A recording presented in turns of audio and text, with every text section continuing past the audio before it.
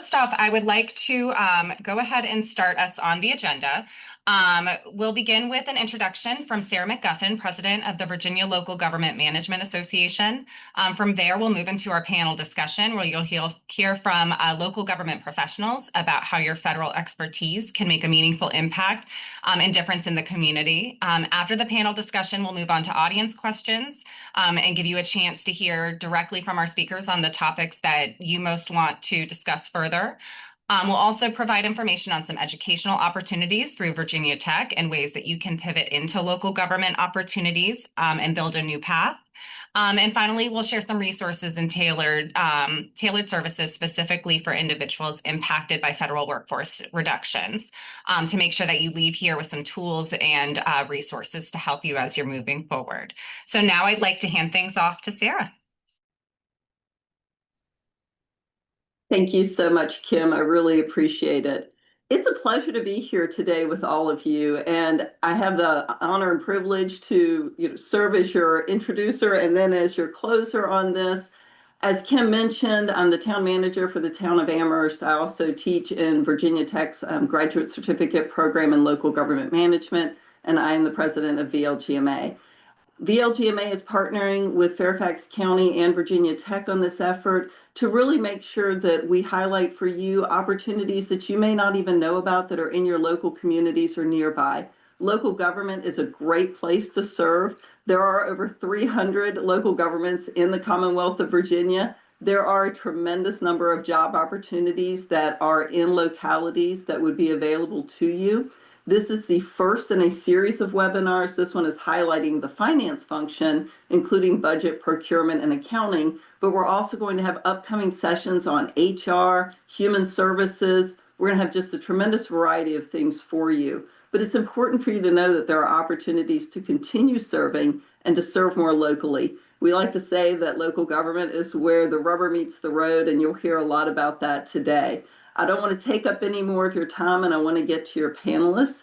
I'm going to first start by introducing you to your moderator for the panel discussion. She is Sheila Miner. She is the Director of Finance for Henrico County, and she serves on the executive board for the Virginia Government Finance Officers Association. She's incredibly talented and smart, and I know she's going to do a great job with this panel. So welcome, and get ready for the show.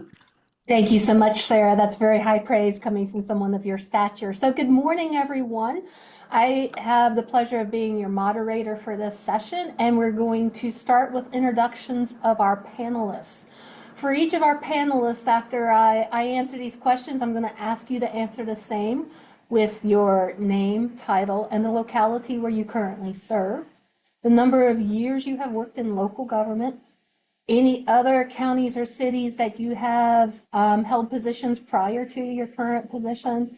And then finally, tell us if you've transitioned from the private sector or federal government to the local government arena. So for myself, my name is Sheila Miner. I am the Director of Finance for Henrico County, which is the locality just north of the city of Richmond in Central Virginia. I have been in local government directly for 18 years, but local government adjacent for 9 more, and I'll explain that in a minute. Prior to Henrico, I served as Director of Finance in Prince George County, City of Colonial Heights, and I was also a budget analyst for Chesterfield County a while back. I did not transition directly from private or federal employment. I did become a self-employed local government contractor for 9 years of my career. So I was local government adjacent, but started my own consulting firm. So I'm going to turn it over to, and I'll call you by name just so we keep going. Tony, can you do your introduction, please? Yes, thank you, Sheila. My name is Tony Jenkins. I'm with the City of Manassas Park, and I am the budget manager here. I started out with the city as budget analyst and moved up to budget manager. I've been with the city for 7 years. This is my first assignment in local government. Prior to coming to the City of Manassas Park, which is where I also live, I worked at George Mason University. As far as federal work, I didn't work directly with the federal government, but I did start my career in Northern Virginia area with the government contractors. So I know some of federal acronyms and things that you guys may use, or some processes that are federal, but I wasn't a direct federal employee. I am happy to be able to answer some questions. The city of Manassas Park is a small city located in between Fairfax County and Prince William County, which are much larger, and the city of Manassas. So I'm happy to be here and to participate. Thank you so much, Tony. We're happy to have you. Cindy, would you introduce yourself to the group? Good morning, everyone. I am Cindy Mester. I am the Community Relations and Legislative Affairs Director for the City of Falls Church, with a diverse portfolio that ranges on things that will be relevant today, as well as the risk manager and the pension plan administrator. So it's a sign of a small city. The City of Falls Church is also small, nestled in Northern Virginia, 2.2 square miles, but we're mighty. In addition to working for the City of Falls Church right now, prior I had worked 22 years with Loudoun County. And so that adds up to now about over 40 plus years in local government. And that has been my career coming out of college. So I haven't done a transition from federal to or private government, federal government or private sector to local government, but I have had a lot of opportunity to transition from my early education and human services type of things to finance management and procurement. Also have done a lot of work with federal grants. So our capital improvements project, we have over 90 million of federal grants, either directly with the federal government or as passed through the states. So have had fun working in that world and connecting Fed to local. And I've had an opportunity to work with quite a few federal employees and military employees transitioning to the civilian world, coming into local government. So I hope to share some of the lessons I learned in working with them. Thanks, Sheila. Thank you, Cindy. Andrew, can you introduce yourself to our group? Good morning. I'm Andrew Janos. I'm with Fairfax County, Virginia. I am the Deputy Director here in the Department of Procurement and Material Management. I work with two of our divisions, the Contracts Division, as well as the Grants and Sponsored Programs Division. I did not transition from the federal government to local government, but I did transition from the nonprofit sector, where I worked for about 3 years prior to coming to local government. Similar to Cindy, I do have a fair amount of exposure working with federal grants that are either coming directly to us from the federal government or pass through the state. And look forward to talking with you all today. And Jesse, will you please introduce yourself to the group? Good morning, everybody. My name is Jesse Ellis. I am a budget and policy analyst in the Fairfax County Department of Management and Budget. I've been with Fairfax County for 24 years in a variety of roles. And have always been a local government guy. I spent a little bit of time in Montgomery County, Maryland before that. And I also count my high school and college summers working in Ocean City, Maryland, because that's where I learned about local government and really fell in love with it. So I'm looking forward to talking with you all today. Thanks. Thank you to all of our panelists. I think for participants, you're going to find that there's a lot of passion in the local government community, and we enjoy sharing that passion with you. And you've got a variety of sizes and geographies of localities here on our panel. So we're going to jump in with some questions for our panelists. Just a reminder to put your questions in the chat to Linda as we go along, and we'd be happy to answer questions at the end once we go through our set of predetermined questions. And so to kick us off, one question for our panel is, what are some of the ways to prepare for the local government hiring process? Local government is a little bit different What are your recommendations as far as applications, cover letters, and the interview? I'm going to ask our panelists to stay on camera so we can discuss. Cindy, why don't you start with give us your insights on that question? Great, Sheila. Thank you very much. This is one that I've had a good opportunity to think about because, as I mentioned, I help some other federal employees transition to civilians, local government. And it's also something that I work with also as Sarah is an adjunct professor in our Virginia Local Government Certificate Program. I have that opportunity too. So we're often mentoring people to stay engaged in this field. I think it's really, really important to know the culture of the organization that you want to apply for. So it's not okay just to, get a list and throw the spaghetti at the wall and see what resume sticks for recruitment. You really need to know about that organization so that you get picked up as an area of interest. So you want to definitely look at the title, but just don't go by the title because in local governments, whether large or small, a lot of time the title doesn't really say everything that we get the opportunity to work on. And it's really important to not just look at the website. Now, I will say that when I'm interviewing somebody and they haven't looked at the City of Falls Church website, that's an immediate red flag because they haven't done any initiative, but that's also not enough. So I do encourage people to start with the website, look at the budget books, look at posted comprehensive plans, visions and missions of the locality. And I think one of the things that I like that people do and I offer it to others is go talk to somebody in the locality adjacent to where you're applying.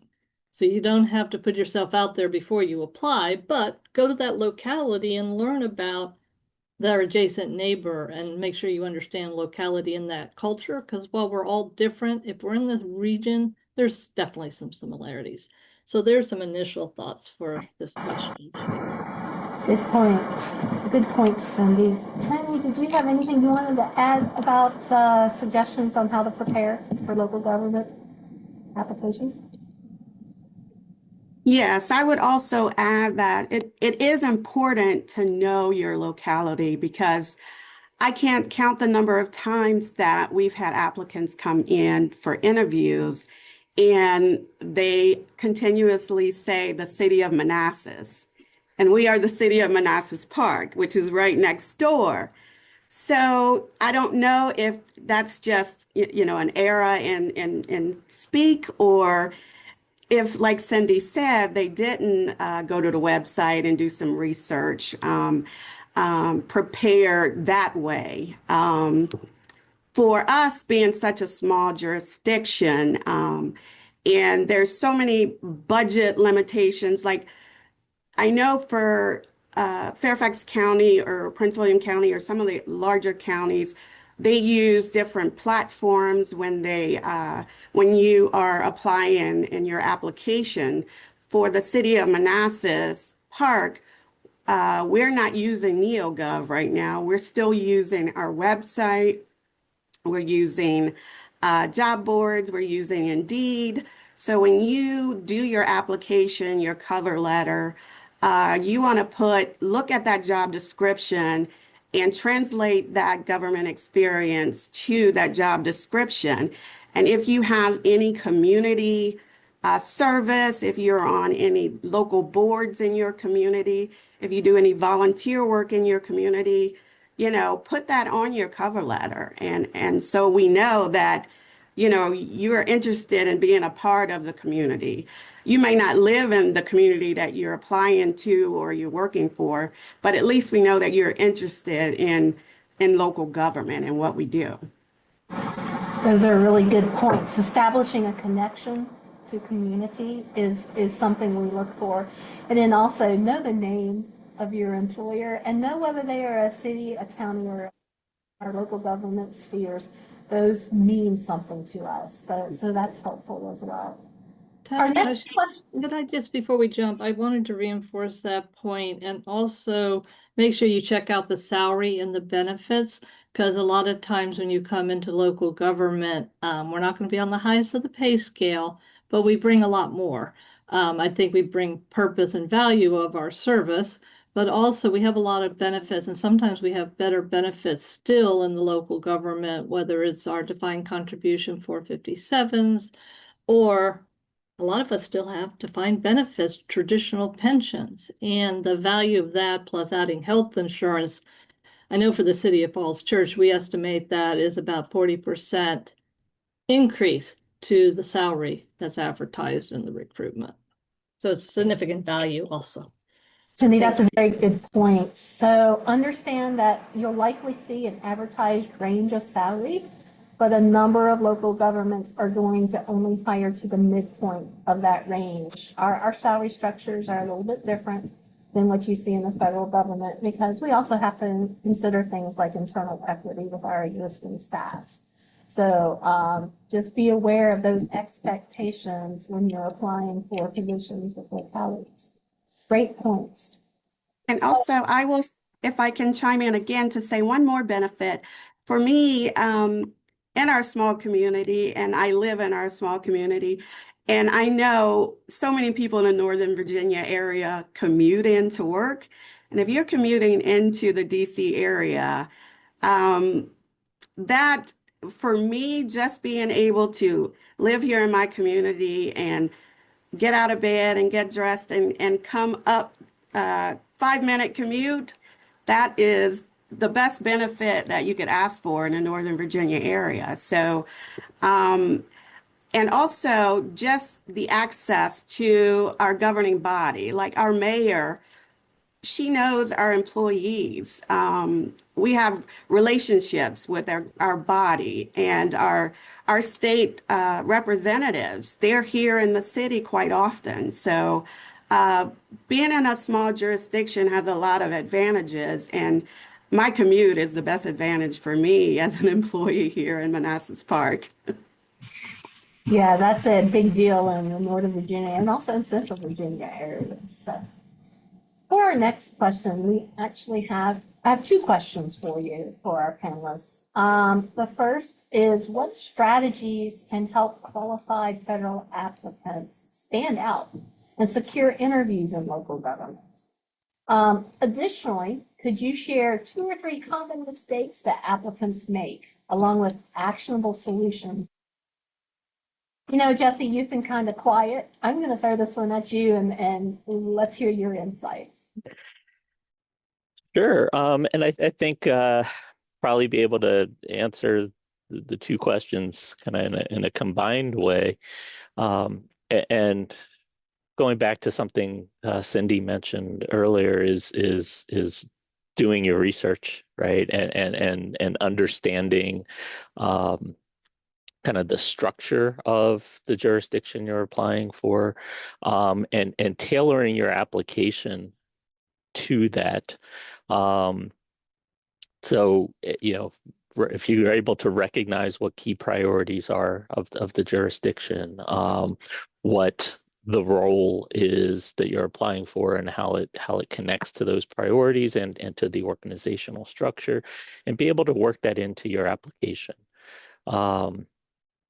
I know Tony and some of the other smaller jurisdictions aren't using the larger platforms, but in Fairfax we use the NeoGov application platform, and your application, what you fill out on the application is that's everything, right? That's what they are looking at. Even if you attach a resume, and we encourage you to attach a resume because it's much easier to read, but it's what you put in the application that matters. So making sure that you're highlighting things there. We also have a section on the application of supplemental questions, right? And those are really used in that first review of your resume. So if it asks you, but we look back at your application to kind of verify or make sure that you're justifying what you say. So if you say that you have 5 years of budget development experience in those supplemental questions, then we're going to look at your application to see do you have 5 years of budget development experience, right? So you want to make sure that you're highlighting that. Keep in mind that federal government has a very different language than we do in local government. Uh,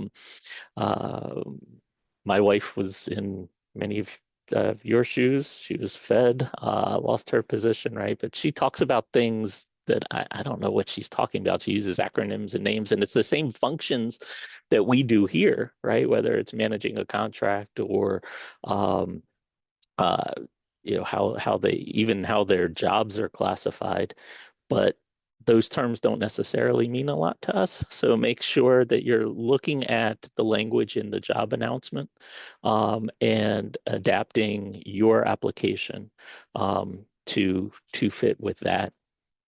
Uh, yeah, and so what we'll do, just as a quick overview of how it works, right? The first thing we're looking at is, do you meet the minimum requirements, the minimum qualifications for the job, right? And usually that's years of experience and maybe education and generally a combination. It can be a combination of the two. But then once you've met that, and most people that apply for jobs tend to meet those, but then who gets an interview is generally based on how many of the preferred qualifications you meet. So really spend a lot of time looking at those and really ensuring that your application highlights your experience with those things.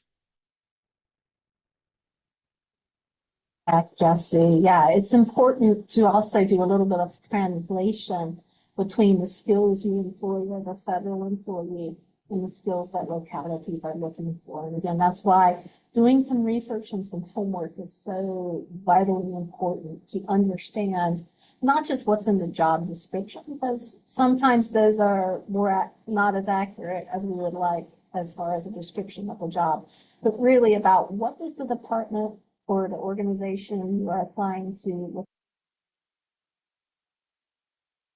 types of things that department is responsible for, and marry in simple language what you have done in your experience to what they are looking for.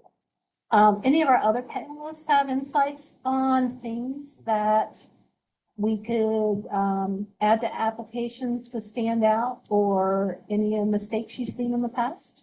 Andrew, I see you're unmuted. Yeah, so just to add in, and it seems like such a basic concept, but following the directions of the application and responding appropriately is absolutely vital, especially coming from the procurement world. We focus on making sure the details are all correct. And in Fairfax County, we have one question in there that basically says, if you agree to do this, please print your full name. And so often people put yes. That's not following the directions. So please take the time. If you're going to take the time to apply for a job, make sure you are following the directions in that application. As Jesse alluded to with the preferred qualifications that are captured through the supplemental questions, we have so many applicants for each vacancy right now that it's very important that you spend the time to fill out those preferred qualification questions. That really, to get selected to be a candidate for an interview, demonstrating that you have that experience is going to be one of those major components. Andrew, yeah, and to that point, because we look at so many applications, try to keep your responses simple and straightforward. Not a whole lot of acronyms, but also focus on the key skill sets that you think this organization is looking for, because that a lot of reading is going to be difficult for hiring managers to get through, and that there is such a thing as too much detail. I'm going to pause for a minute because we have a question from the chat, and I'm going to throw this out to my fellow panelists. Where should applicants look for job opportunities? Best place to find job openings. So tell us where your organization is posting opportunities with your locality. Cindy? Thanks, Sheila. We definitely do the traditional LinkedIn and that type of thing. We do post on our website. But if you're trying to get into a specific field in local government, I encourage you to look at the association's group's website or magazines. So it could be Virginia Municipal League, it could be Virginia Association of Counties, Sheila and our Virginia DFOA group. The procurement has an association group, planners, I mean, like all of us, because there you will see a little bit, maybe it's short, a little bit of a more targeted local government perspective, and it'll give you a good jump off to learn about that locality's culture. So that's where I think we've gotten our best. And I will say we also have been working with like our federal delegation, Congressman Beyer and Senator Warner for some of the job fairs. So we also try to be out there at colleges or targeted job fairs that they're doing for federal government impacted people. So we've sort of tailored it right now to be more visible and available to the federal workforce and contractors. Thanks. Thank you, Cindy. Other panelists, and I'm going to note that I put into the chat 3 organizations that I'm aware of, the VGFOA, VACO, and VML, who have local government listings in the Commonwealth of Virginia. There were probably equivalent organizations in Maryland as well. Andrew, where's Fairfax posting? So I just put the hyperlink in the chat there, but for Fairfax County, it's on the public website, governmentjobs.com. Take note, the majority of the positions are going to be submitting applications through that system. However, there are some specialized, like county attorney's office might have slightly different instructions, but those are all embedded in that webpage that will tell you how to apply. And if I can just add too, I also recommend, because the job announcements themselves is through that external website. But if you also go to the jurisdiction's HR website, you might also find additional information. So if you go to fairfaxcounty.gov/HR, you'll find, for example, tips on preparing your application and a description of how the process works. And all those kinds of things can really be helpful to you as you prepare your application. Awesome. Thank you all. We're getting great information, but I'm going to push us along a little bit in the interest of time because we have a few more questions to get through and then our audience questions. So Tony and Andrea, I'm going to ask you the next one. Which local job titles and which departments are better fits for former federal professionals such as contract specialists, contracting officer representatives, budget analysts, etc.? What are the right fits for those types of jobs in the local government arena? And are there keywords or strategies searching that can help them locate those positions? So for us, since we're such a small locality, I think our finance department and our general services department are the 2 departments that would probably translate better for someone that is a contract officer or a contract manager, budget analyst, or procurement specialist. I'm trying to think of some of the federal titles that may translate over. For us in our finance department, we have a director of finance, a senior accountant, a grants and accounts receivable manager, accounts payable specialist, and accounting specialist. So there are a number of titles that are probably at the federal level that our accounting personnel may do those job duties, but they don't have those titles. So federal is probably a little more specific because like an auditor in the federal government may just focus on audits, but our senior accountants or, our grants manager or, a number of people in our finance department will be helping with our audit, at the end of the year. So we wear a lot of hats in local government, and our finance department is, you're not doing one specific job. You are doing a lot of, we're juggling a lot of different things. So transferring one specific skill into our finance department may mean that you're going to do something outside of what you've normally done in the federal government. As far as our GSA department, there's only two people in that department, which is the director and our purchasing and supplies coordinator. Because we're so small, that department actually just started about 3 years ago. And we follow all of the guidelines of Virginia state purchasing. And probably there's a number of jobs in federal government that would translate into a position such as a GSA director or a procurement specialist, contract specialist type position. But those are the transfers that I can think of.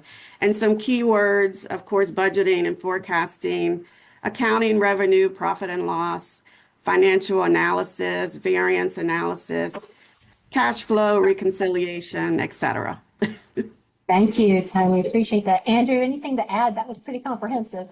It was, but the key thing is you also need to be mindful.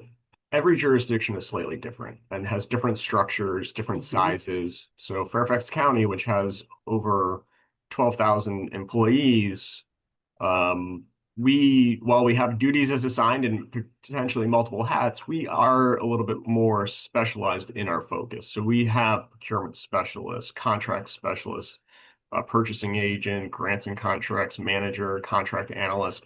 So we have those positions that will primarily focus just on that specific job duty. But a difference that also you need to be mindful, and I encourage folks, get an understanding of the jurisdiction and what you want to focus on. So like in Fairfax County, we have a centralized procurement office. It has about 75 team members. And we manage the overall procurement, the formal procurement actions for for the county. We manage the policies, the procurement policies, and the oversight for procurement. But we also have delegated procurement out to the specific agencies, whether it be the police department, fire and rescue, where for smaller dollar purchases, that they're going to have those procurement actions out in those agencies that have to adhere to those policies. But if you have a preference to be more closer to the impact and closer to the procurement with the end users, being in those agencies and being part of that structure is probably more of an ideal fit versus the central procurement office, which is going to be managing more of the formal procurements and the policy side of things.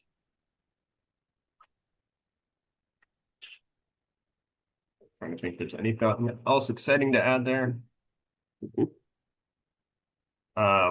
Sorry, Yeah. I was on mute and I was speaking away. It's Andrew, okay. I'm going to follow up with a question for you from our audience. So, if the job announcement from a locality requires knowledge of state and local procurement, but all of our applicable knowledge is in federal procurement regulations, what would be your advice? So the good thing about federal procurement is the knowledge, the skills, the process that you follow. Those are definitely transferable to local government, but you need to do your homework. You need to understand the variance and how the different guidance interact. So in the world of procurement, you're typically following the FAR. In the world of local government, we have in Virginia, the Virginia Public Procurement Act. And so many of our jurisdictions are going to be following that. However, under the Virginia Public Procurement Act, some jurisdictions can choose to have their own procurement ordinance in alignment, which is what Fairfax County has. So we have our Fairfax County Purchasing Resolution.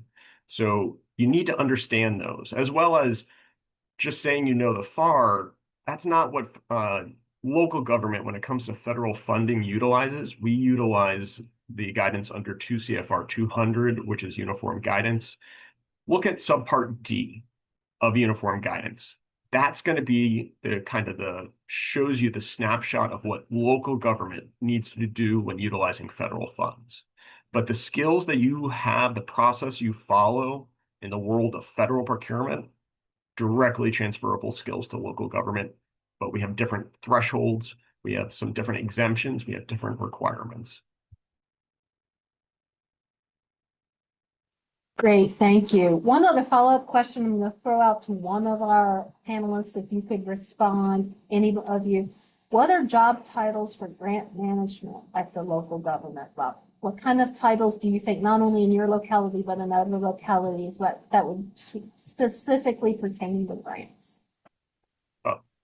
I'll jump in very briefly on this one. So great, thank you, Andrew. In Fairfax County, we have grants management spread out across multiple agencies. So Jesse is in the Department of Management and Budget. There's a grants team. They are centralized managing grants across the county. However, we have also in our Department of Finance grants folks that work with the audit and making sure that all our documents are in accordance with that. In our procurement side of things, we have grants and sponsored programs, which is working in federal subaward agreements and other grants that have contractual agreements associated with it.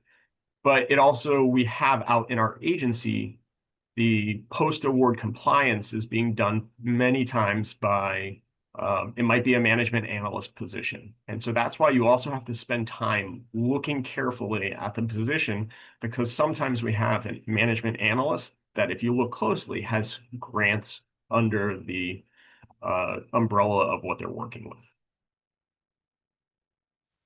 Excellent. So there sometimes will be clues to that grants position. Other times, local governments wear many hats, and that grants responsibility may be in a variety. So it's important to look at that job description and see if grants is one of those hats that a position is going to wear.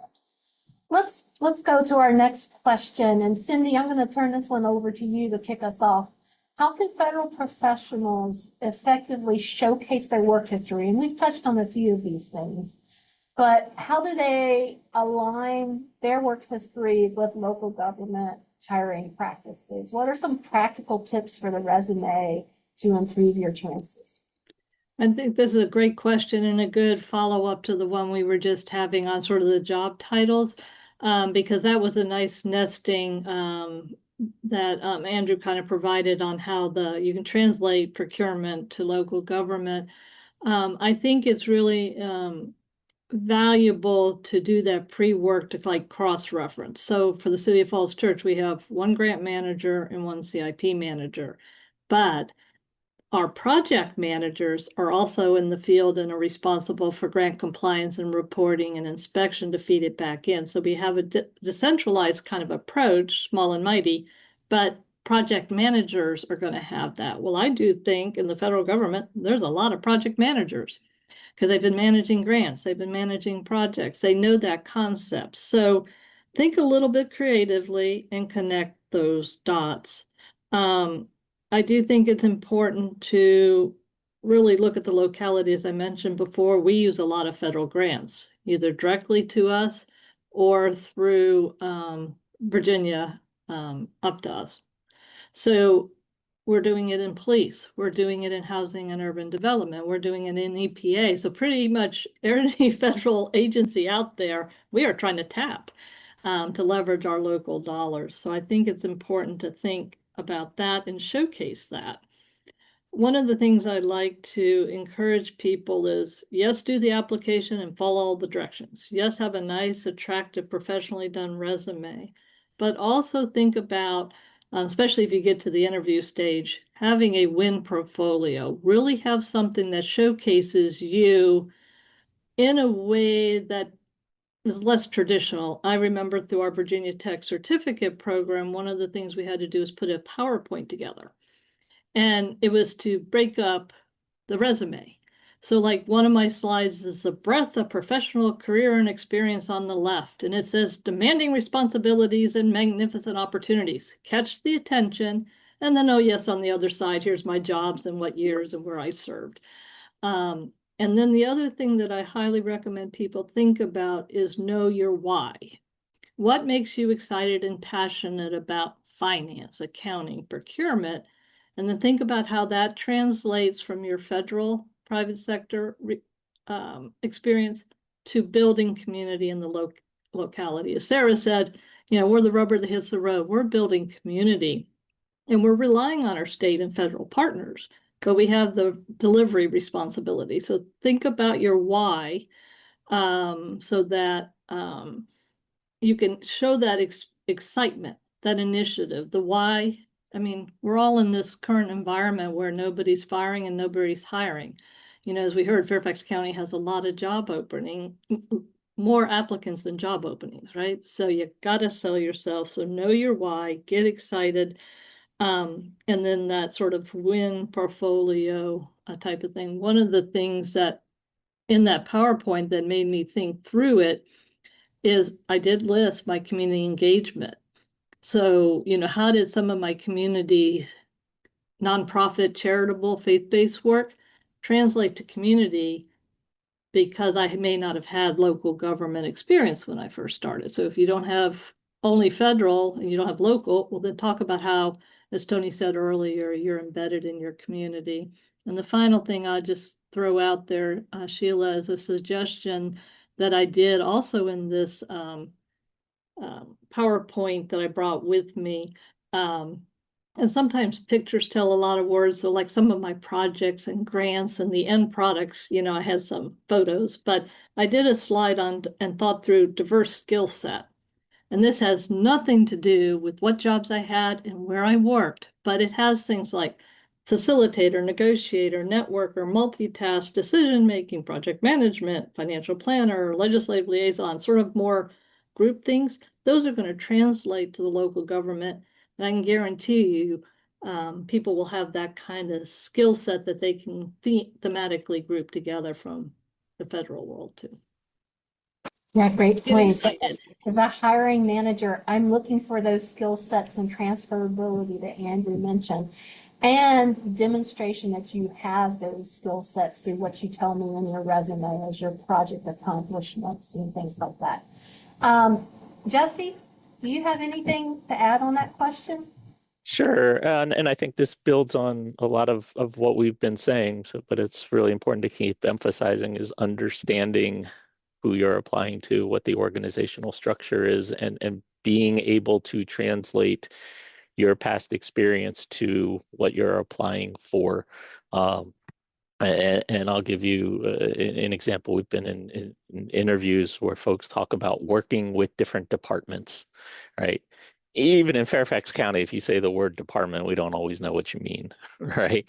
But thinking about that structure and what it means, because if you are talking about working within an agency and working with the HR department and the finance department and the program department, that's different than working with other total organizations, right? And so,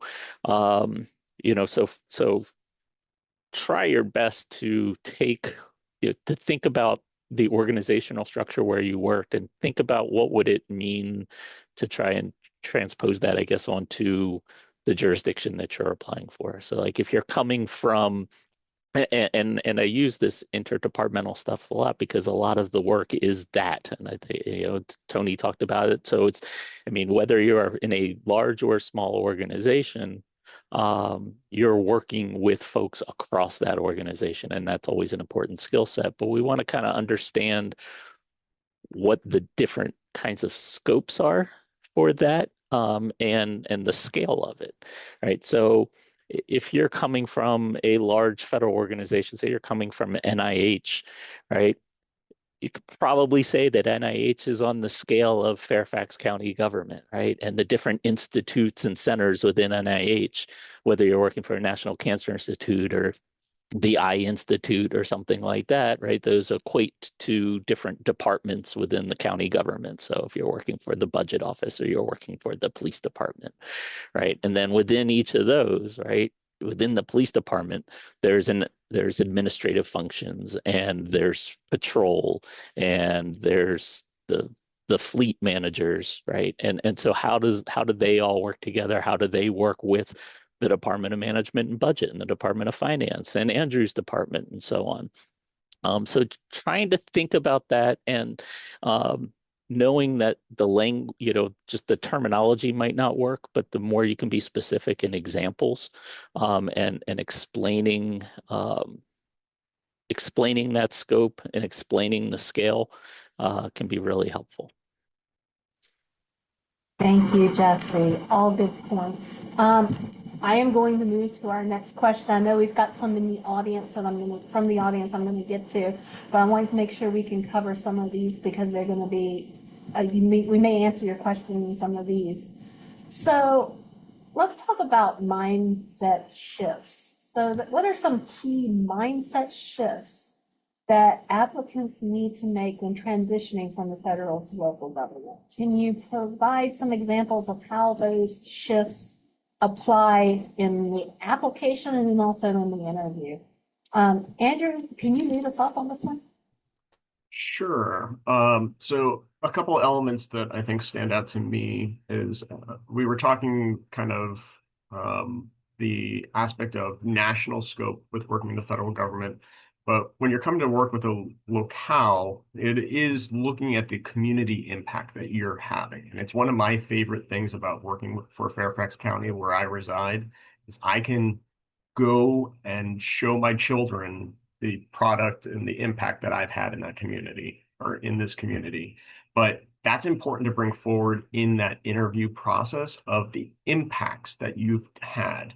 It's important to show that you have the ability to follow processes, but the ability to show the impact, the result of what you've done at the federal level and how you can translate that to the community is one of the things that will definitely help you stand out in that interview process.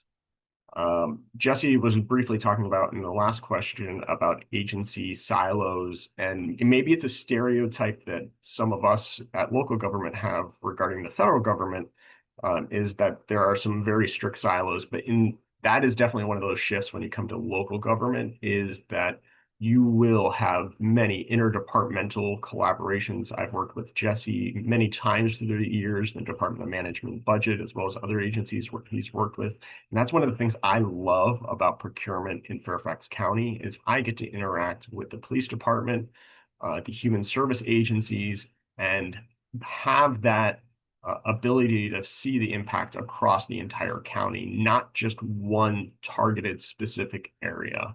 But we're going to be looking for the skills that show that you can have those collaborations with other departments when you're coming for an interview process with us. Tony, Thank you. Yeah, Tony. Yeah, and I wanted to follow up on that collaboration with other departments because, I mean, in a small city like we have, we are always working together to make things happen. You have your residents are watching you always. And when you talk about scale and scope, Jesse, being such a small city, and the residents, they may not come to the governing body meetings like some of the large Fairfax or Prince William, because I know that those residents are very active at meetings. But they are very good at getting online on Facebook and giving us the business. So we are always trying our best to do right by our citizens.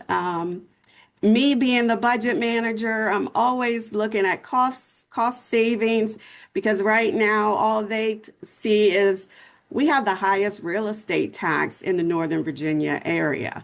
And we need you to reduce that.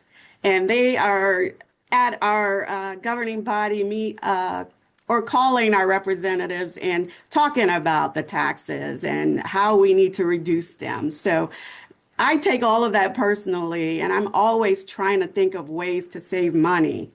So as far as a federal budget, so much larger, even a Fairfax or a Prince William County, may not have to look at things as closely as we do.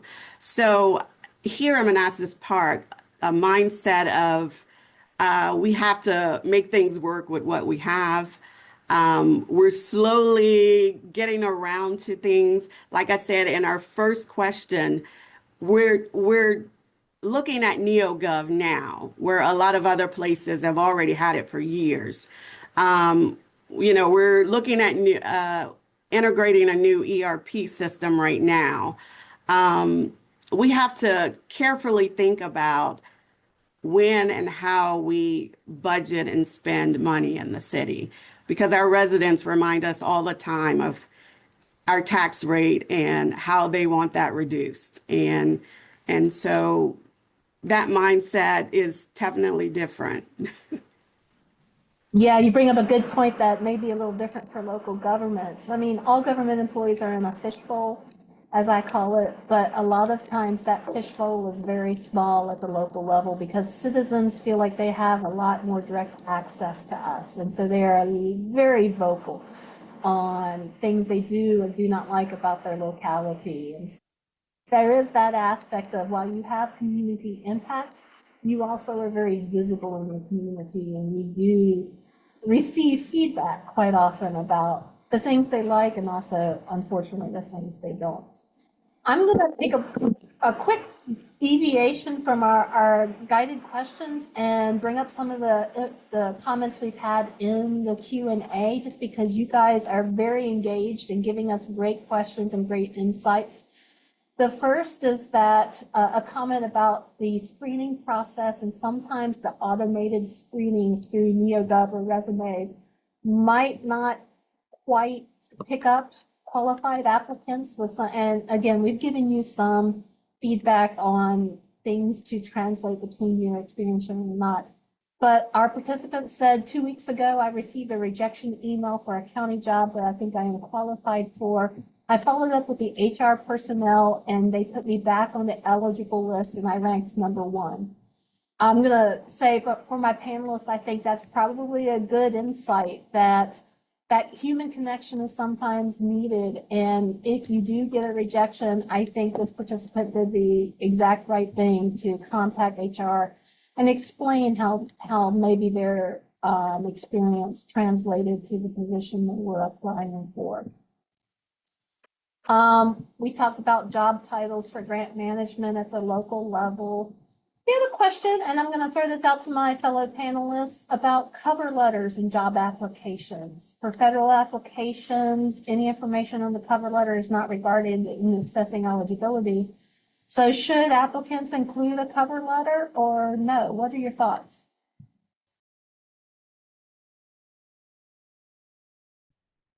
I can jump in there, Sheila. I would say yes. And this does kind of tie into one of our other questions about like how to make yourself stand out. I think the cover letter is another way to tell your why and why you were excited and the right person for this transition if your resume only looks like federal and not local. So I do like it. I do want it to be personal and connected to the job. So it does mean you need to change it for each job you're applying for. Don't just plop it back down. And please, please, please feel free to use AI to start the draft, but modify it. I really resent when I can tell it was just AI generated, signature put in and plopped in, because that tells me you're not really checking us out and may not have that initiative and culture that would be a good fit for us. Those are really good points. I'm going to reemphasize that, yeah, your cover letter is your opportunity to explain your motivations. Why do you want to work with this locality? Why are you thinking that you want to go into a different position than your experience may lead into? What do you see in this locality that motivates you to want to apply for that job? Why local government? Those are the types of things. Why are you willing to accept a lower salary? That's something that hiring managers quite honestly do wonder when we see somebody who's made X level apply for a position that's at a lower salary. So I will throw that out there as well. Can I just add something Please. on this? I mean, two things. One is, and I think this was already said, but just to be clear, cover letter cannot um, uh, replace what you have in your application, right? It is not part of that determination process for eligibility and determining the uh, whether you qualify.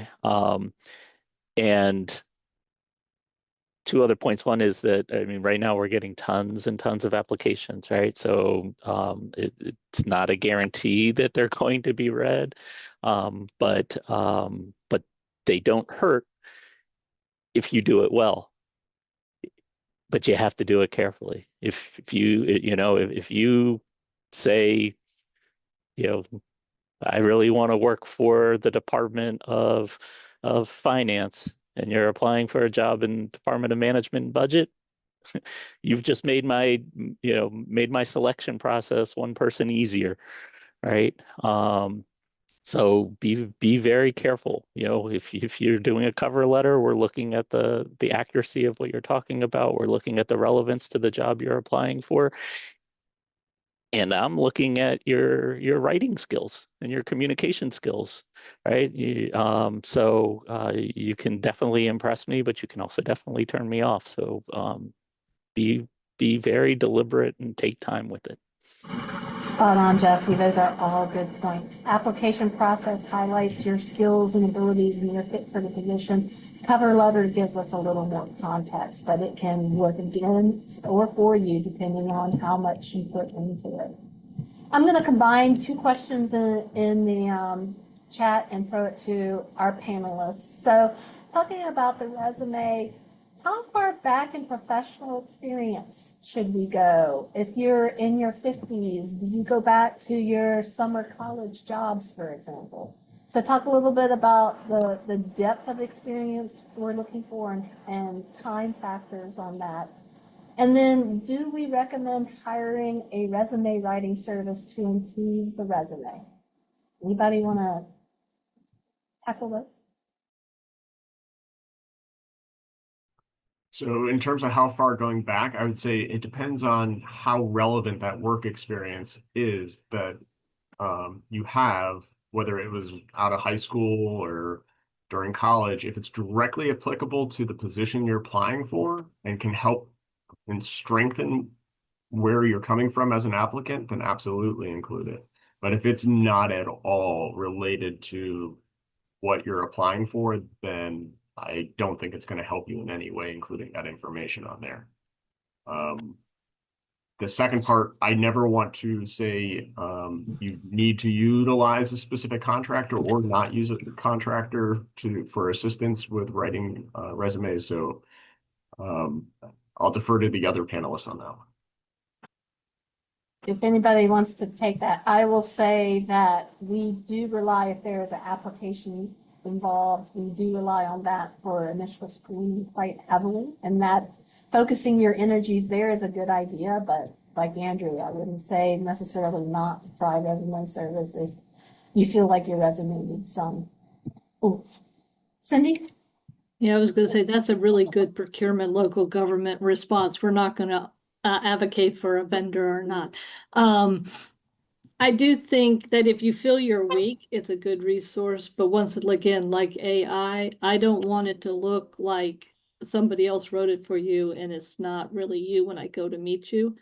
I'm at the part of the recruitment process after you get through the screening of the HR. So I totally agree. All those application, those points and stuff are really important. But if you've gotten screened to be reviewed at the next level, it's those cover letters, it's the resume that starts connecting with me to rise you to the top. So, and for going back, I think I would agree if it's relevant, yes.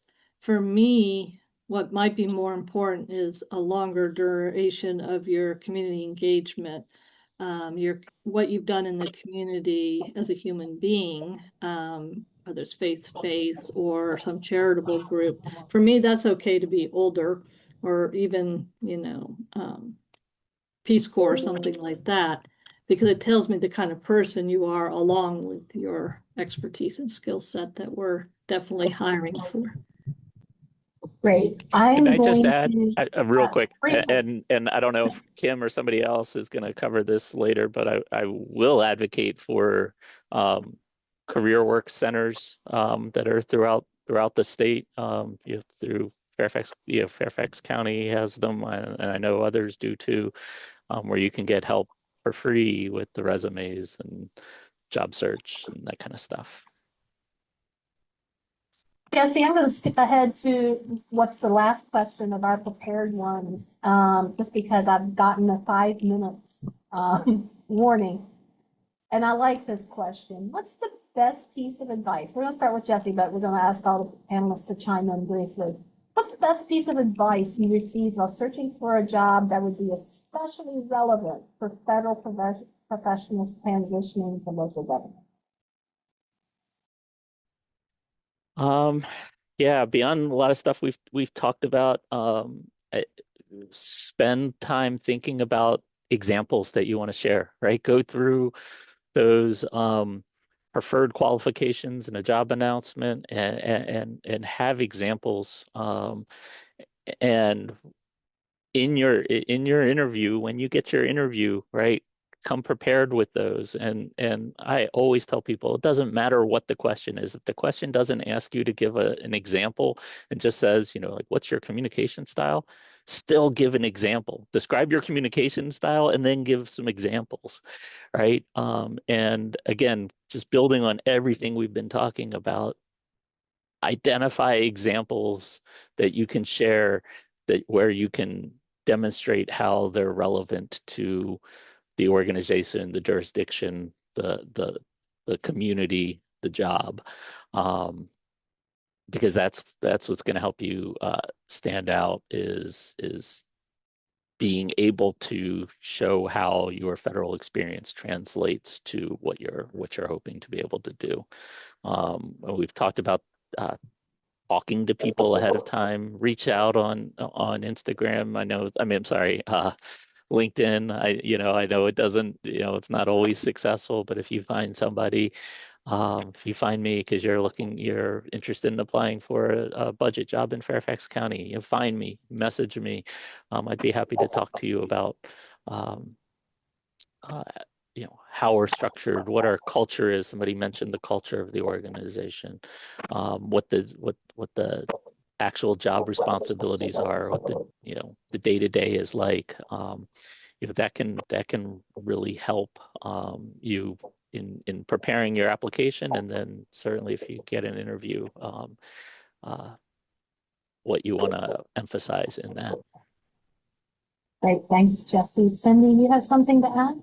Yeah, I wanted to build a little bit on that networking and connection. I mentioned associations, and you kindly put some links in there, but we also have the Virginia Local Government Managers Association and our national share, which is the International County Managers Association.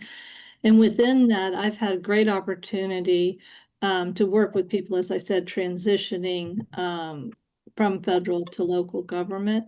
And sometimes there's internships and other ways to do it more formally, but being able to mentor and talk about this and then help brainstorm transitioning. I've worked with the ICMA Veterans Program, and I had a lot of military people go, well, how's my experience related to local government? And this wasn't necessarily military who were officers out in the field. They were the finance people, the procurement people, logistics. They went out to war zones and put in roads and housing and sewer and all the things local government does and needs contracting, procurement, and budget to do it. So you just got to think out of the box, and network would be a highlight for me to recommend besides everything else we've already commented on. Thank you. And just a final thought is that local government, there's a wide variety in them, but there are some similarities. One, we had talked about community impact and the emphasis on that. In smaller local governments, you're going to wear many hats. So if you are the kind of person that likes adaptability and being able to do many different things, or a diversity of roles.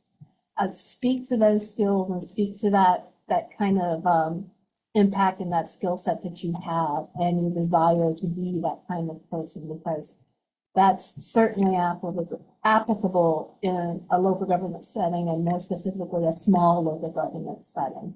And just know your why. Know something about the culture of your organization. Know something about why you want to get into local government service. You worked in the federal government. You have a desire to make make government better, to do the things that impact our community. Demonstrate that, whether it be in the cover letter or in the application or interview process as well. Any final thoughts? I'm going to look at the chat for questions because I think we're about out of time, and I'm going to be turning it over to Dr. Davis to talk about the Virginia Local Government Program. There she is. Hi, Dr. Davis. Good morning, everyone. And I think the panel was just fantastic. I learned a lot of things. I hope everyone attending did as well. I have a few slides that I want to go through somewhat quickly. Let me introduce myself. So I am Dr. Stephanie Davis. I'm a collegiate associate professor at Virginia Tech. I'm at the Blacksburg campus. But just fun fact, I spent almost 20 years in Virginia local government. I started as a budget management analyst, and it moved up to a director of finance, HR, and IT for a county, 2 different counties, and then did consulting work for local governments here in Virginia and North Carolina. So I'm thrilled to be a part of this opportunity with you all today, and just really excited about talking a little bit about local government. I've been with Virginia Tech for a little over 10 years. Not only do I teach, but I also direct the graduate certificate in local government management. I'm going to talk about that yep, there we go. So the graduate the graduate certificate in local government management. When I say graduate certificate, for you all, think mini master's program. So it's 12 academic credit hours or 4 classes. This certificate was established through, and you've heard these acronyms today, and just to kind of follow back up, the Virginia Local Government Management Association, that represents our city, county, and town managers here in the state of Virginia. They wanted to start a program to prepare the next generation of local government managers and leaders. So at Virginia Tech, we are a land grant university. This fits very nicely with our overall mission. This certificate program is really about preparing you for leadership positions in local government. The program sits within the Center for Public Administration and Policy. I'm also going to briefly talk to you all about a Master of Public Administration. All of the certificate courses are master's level, so you have to have an undergraduate degree to participate in the program. Like I said, you're required to take 4 classes. All of our courses are provided through Zoom. So it is synchronous. You meet once a week for about 3 hours on either a Wednesday or Thursday night. You will join the class through Zoom. And I want to just express this pretty widely. This program is for all levels of folks interested in local government who are working in local government. So when you join the Zoom meeting, it looks like a staff meeting. We have folks who are police officers, our frontline treasurers employees. At that level, we have middle managers, and we have all the way up to city, county, town managers that are taking the certificate program to really get the understanding of local government. It is a complete system. So it's a great opportunity for you all. We do have financial assistance available for this program. In the summer of 2025, the School of Public and International Affairs at Virginia Tech established a scholarship program for displaced federal workers. And I'm happy for you all to reach out to me on this. Basically, we pay 25% of the cost of the certificate program.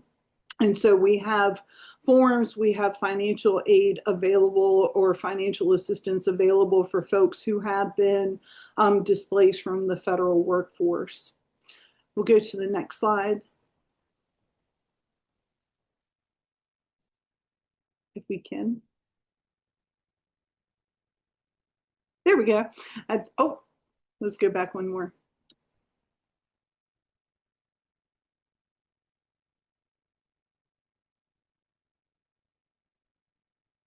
Sorry for the delay. There we go. Let me talk to you a little bit about the courses. So we offer 5 courses. Again, you're only required to take 4 courses. They run on a normal university schedule, so they're about 15 weeks. Again, you only meet once a week. All those classes can be taken through Zoom. We have local government and the professional manager, and I would like to shout out, you heard from our VLGMA president, Sarah McGuffin, today. She teaches that class, and so local government and the professional manager is really about how we work with elected officials, how we work with the community, key trends and topics in local government. I teach the human resources, finance, and performance measurement class. I'm teaching you all the way from strategic plan, all the way to how to read a local government audit or annual comprehensive financial report, and talk to you about the budget process. You do an analysis of your own local government. We'll talk about human resources, even though a lot of what you've learned today is what you would learn in the class. Intergovernmental relations, how we work with federal, state, and other local governments and local government delivery services. How do we provide services in a county, city, or town? Do we hire our own employees? Do we contract out? Do we work with nonprofit organizations? We have 2 kind of planning related classes, economic development and local planning. How do we build communities from an economic development lens? So what does it mean when your elected officials say quality of life? That means good paying jobs. That means low commutes to work, those kinds of things. And then planning administration, for any of you maybe coming from that land use perspective, planning, urban environments, that sort of thing.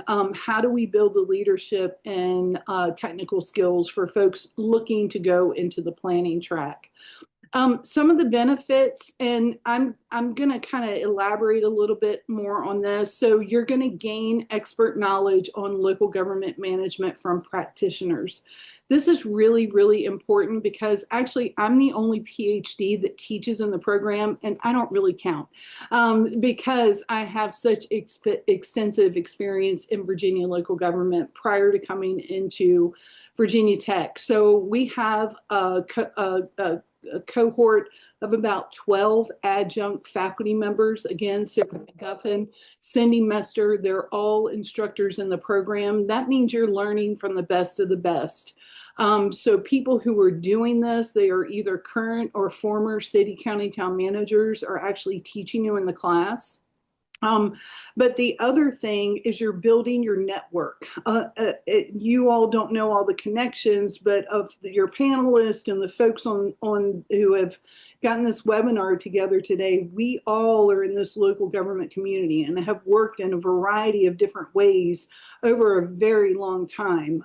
So building that professional network for you all is really, really important, whether you are in local government or if you're considering going into local government. So you're going to learn from people who are doing the work. You're meeting other people in the classroom that are either working in Virginia local government, and I've got folks from out of state as well that participate in the certificate program, or folks who are interested in coming into local government. So you will be in good company.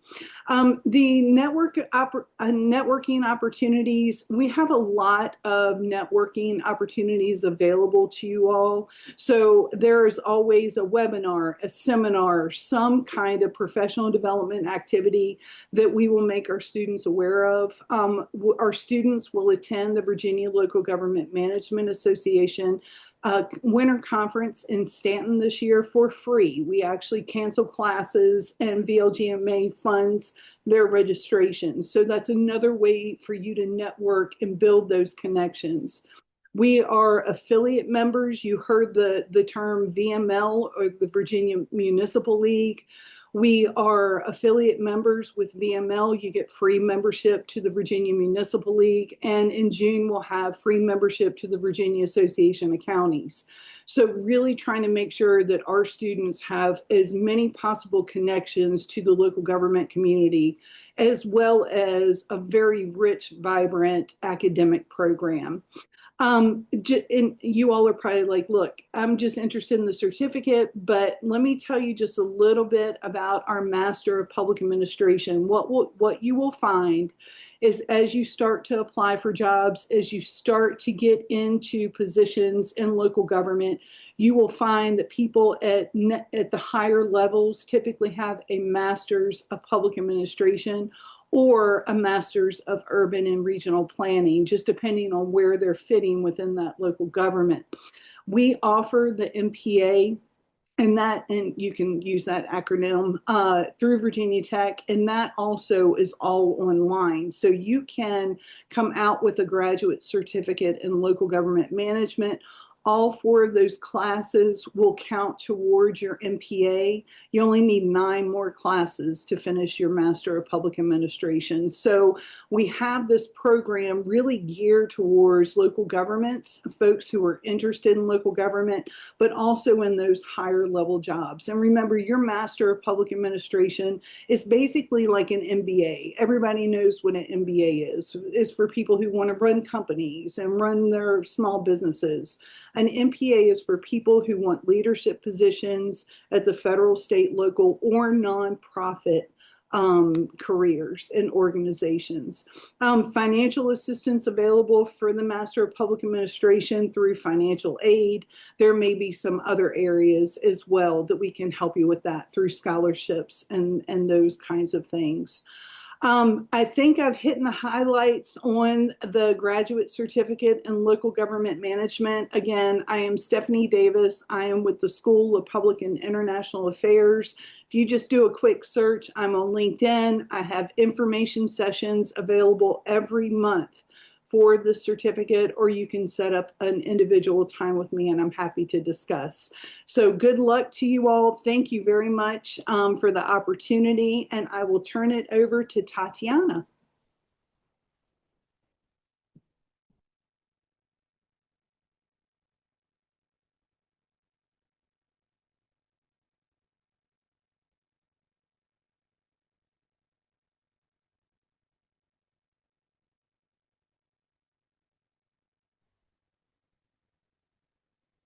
Looks like I'm on. Can you all hear me okay? I just had a little bit of a computer glitch.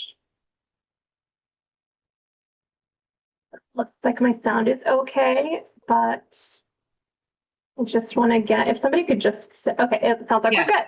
Yes, you're good. Okay. Thank you. So sorry, my computer is glitching, so I wanted to make sure you all were okay. Good morning. I'm so sorry about the mishap. I am Tatiana Nuth, and I am happy to be here today to share some great resources available to you all through our Fairfax County Workforce Development Services.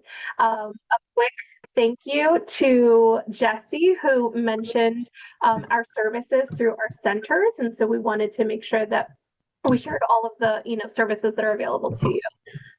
So through our local employment centers in the region, you can access a variety of tailored resources and services to help you succeed in transitioning from these federal roles into local government opportunities. So you all have heard so much about the importance of creating your profiles and making sure that you are tailoring your resume or just kind of job profile to the job descriptions that you're interested in. And we have expert staff who are ready to help you with that. They can guide you to community resources, and everything that we provide is aimed at one goal, which is to help you achieve that success in the workforce while building on your extensive federal experience. So a lot of that I think that we heard from the panel is that you have a lot of transferable skills. A lot of those things do transfer into what we do here in local government, and we have the right people on hand to help you kind of prepare for that. whether it's finding the right path, updating your application, discovering new career options, you'll find that dedicated support every step of the way. So some of those services include personalized career coaching and assistance with navigating the local government job application process. Moment, I just don't want the notifications to mute me. And ensuring your qualifications not only meet but stand out for the roles you're targeting. Support with transforming your resume from that federal format to the local government format, which is something that we've talked about a lot in this webinar. You would have access to exclusive events such as job fairs and hiring events specifically geared towards individuals shifting from federal careers. These events connect you directly with local employers who recognize your value and your experience. And I'll talk a little bit more about what's upcoming in a little bit. Additionally, our Employment Center page serves as a hub for tools, events, and expert assistance for transitioning professionals and scheduling appointments with our workforce development professionals for one-on-one assistance. And so you can scan that QR code that you see on screen to learn more about how you can do that. And if you're located outside of Northern Virginia, we can help you locate your employment center. Just reach out to us at DFS Workforce Development Services at fairfaxcounty.gov. And I believe that will be dropped in the chat so you have it ready for you. But reach out to us if you have any questions about our services. And we're also able to help you find your employment center that's closer to you if you're outside of the Northern Virginia area. In addition to the services available to you through our centers, there's a federal funding through the Workforce Innovation and Opportunity Act, also known as WIOA, dedicated to supporting formal federal employees and contractors and land their next opportunity. So the services through WIOA, of course, you still tap into those center services that I've mentioned to you. However, through WIOA, you have access to skills trainings and credentialing supports in high demand industries, paid work-based learning opportunities designed to help you develop practical hands-on skills while earning income, and of course, connecting to those employers, and job development assistance to support job seeker and employer connection. So again, you have that dedicated support that is specifically catered to individuals transitioning from a federal to a local government role. We hold dedicated information sessions tailored for federal dislocated workers and contractors that provide everything you need to understand the pathways, tools, and support available to ease your transition. So to learn more about WIOA, you can register for an information session, or to apply, you can scan that QR code that you see on screen. Lastly, a few more valuable resources and upcoming events that may interest and benefit you. First, be sure to visit our dedicated resource page for federal employees and contractors. Again, you have the QR codes on screen, so it's easy for you to access. You can access on-demand webinars, job leads, resume templates, and more information to support you in this next step. And as I mentioned, with some upcoming events, mark your calendars for these events because they're great opportunities to network and secure your next role, but also to kind of interact with our staff to see how we can best support you. The first is crafting your next chapter through federal workforce change. So it's another webinar that would assist you in this transition. And the second is a career fair exclusively for formal federal employees and contractors that will be held in the Fairfax County Government Center. And that is scheduled for February 26th. So if you scan that QR code, you can have information of all of our upcoming events, but also links to registering. And of course, we'll continue hosting engaging webinar sessions as part of this series, offering more tools, insights, and strategies to help you define your path forward. Happy to answer any questions you all might have, but I will now hand it back to Sarah for closing remarks. Thank you so much, Tatiana. First off, I just want to thank our moderator, Sheila Miner, our incredible panelists. We had Cindy and Tony and Jesse and Andrew. And what I really want all of you to know is you're not alone. I think you could hear the incredible passion from everyone who spoke today about how much we love local government. We care deeply about what's happening in our communities, and we love to grow our employees, and we love to grow our employee base. You have a place, not just where you live, but you can live and work in the same place and be a part of making this magic happen. We're really thrilled to be able to present this information to you. In the chat, there is a feedback link, so we'd love to hear how we can do more and how this presentation worked for you. This is the first in a series.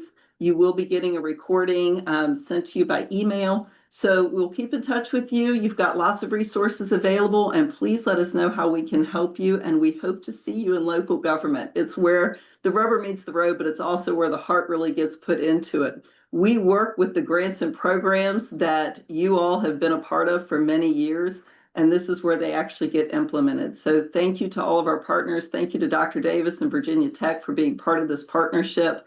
And thank you so much to Fairfax County for being such a great leader in this endeavor. So thank you for being here. Thank you all so much. Have a good day. Bye-bye.